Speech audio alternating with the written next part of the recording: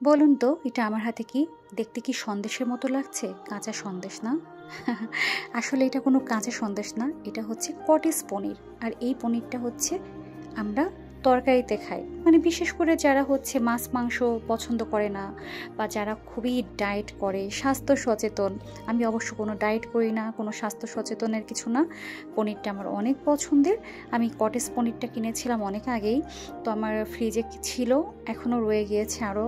তো আমি ভাবলাম যে যেহেতু পনির রান্না করছি একটু ইউনিক টাইপের কিছু, তো এই জন্য আপনাদের সাথে শেয়ার করা। নতুন আলু যেহেতু এসেছে, আর এখানে মশলাপাতি আমি পেস্ট করে নিয়েছি, মানে সামান্য পরিমাণ মতো আদা বাটা, জিরা বাটা, রসুন বাটা, পেঁয়াজ বাটা, পরিমাণ মতো হলুদ, স্বাদ মতো লবণ, সব কিছু দিয়েছি। এরপরে হচ্ছে মাছ যেমন করে ভাজে না, ঠিক তেমনভাবেই আমি হচ্ছে পনিরগুলোকে ভেজে নিচ্ছি তেলে। পনিরগুলোকে ভেজে না নিলে না খুব বাজে একটা গন্ধ বের হয়, আর ভেজে নিলে উফ, দুধের মতো একটা স্মেল বের হয়। তো অনেকেই পছন্দ করে, অনেকেই করে না, আমি সঠিক বলতে পারবো না। তবে পনির স্বাস্থ্যের জন্য খুবই ভালো, যারা ডায়েট করে তাদের জন্য খুব ভালো। পনির হচ্ছে আরও অনেক রকম উপকারিতা আছে। পনির বিশেষ করে আমাদের মানে বাঙালিদের মধ্যে আমার মনে হয় হিন্দুরাই বেশি পছন্দ করে। তবে এখন আর হিন্দু, মুসলমান, বৌদ্ধ, খ্রিস্টান বলে কিছু নাই, সবাই পছন্দ করে সব ধরনের খাবার, মানে হালাল যারা খায় সব কিছু যেটা হালাল সবাই খেতে পারবে। তো পনির অনেকেই রান্না করতে পারে না, বা অনেকেই পারে। আমি যে খুব স্পেশালিস্ট রান্নার জন্য এরকম কিছু না, তবে আমি টুকটাক যাই রান্না করি আপনাদের সাথে শেয়ার করি, যেহেতু আমার দুইটা ইউটিউব চ্যানেল, একটা আমিরাস মমস লাইফস্টাইল, একটা হচ্ছে আজমেরি শপ বিজনেস পেজ। আমি দুইটাতেই রেগুলার সব ধরনের ভিডিও পোস্ট করে থাকি এবং সেটা আমি পেজেও শেয়ার করে থাকি।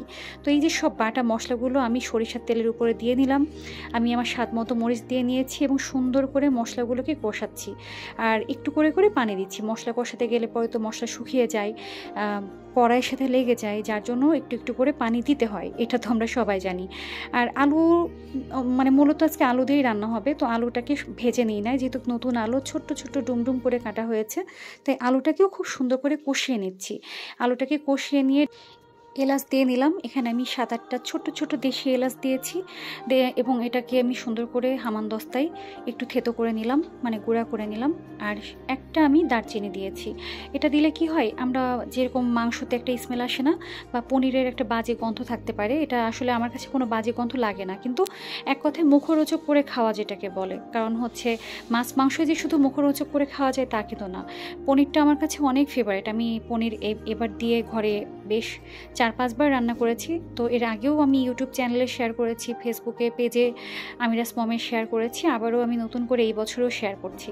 তো মাছ যেরকম ভাজার পরে হচ্ছে ঝোল কষানোর পরে, তরকারি কষানোর পরে দিয়ে দেয় না, ঠিক একইভাবে কিন্তু ঝোলের পানি দিয়ে আমি কিন্তু একের পর এক ছোট্ট ছোট্ট করে ধীরে ধীরে মাছের মতো করে কিন্তু পনিরগুলো দিয়ে দিলাম। দেওয়ার পরে কিছুক্ষণ ফোটাতে হবে, একটু ঢেকে তুলে নিয়ে রান্না হয়ে গিয়েছে আমার পনির ভোনা যেটাকে বলে। এটা পনির ভোনাও বলতে পারেন বা নিরামিষও বলতে পারেন, যার যেটা নামে ইচ্ছা। তো আমি বিসমিল্লাহ বলে খাওয়া দাওয়া শুরু করে দিলাম। আমার তো মাশাআল্লাহ খুব পছন্দ হয়েছে। আপনাদের কারোর পছন্দ নাও হতে পারে, কিন্তু একবার খেয়ে দেখবেন। যারা খেয়েছেন তারা তো অবশ্যই বলবে যে হ্যাঁ আসলেই পনির রান্না খুবই মজা। আর যারা কখনো খাননি তারা খেয়ে দেখবেন, অনেক পছন্দ হবে। আমি যেভাবে করেছি চাইলে সেভাবেও করতে পারেন। ভালো লাগলে কমেন্ট করে জানাবেন।